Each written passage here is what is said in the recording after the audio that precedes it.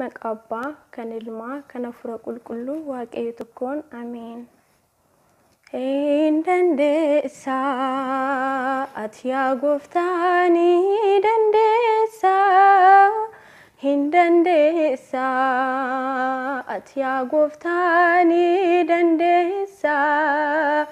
Sin arge hunda keessaa hin dandeessaa ati yaa gooftaa ni dandeessaa. Hin dandeessaa ati yaa gooftaa ni dandeessaa.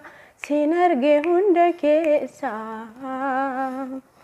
Aangoo keetiin waan dubbatte ni raawwatta. Harka keetiin kan galte ni xumurta.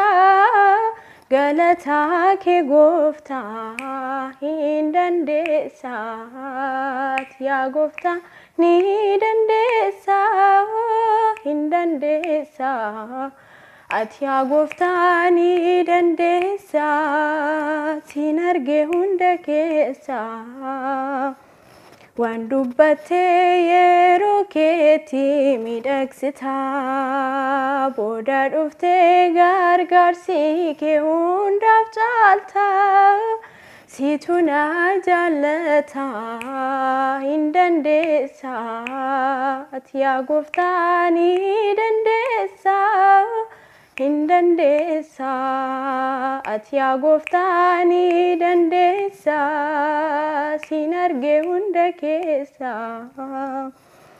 Qilleensaa fi bishaan gidduu daandii qabda. Qofaa koo miti hin sodaadhu siit naaf yaada. Naaf galtee tawaada. Hin dandeessaa ati yaa gooftaa ni dandeessaa. Hin dandeessaa ati yaa gooftaa ni dandeessaa. Sin arge hunda keessaa.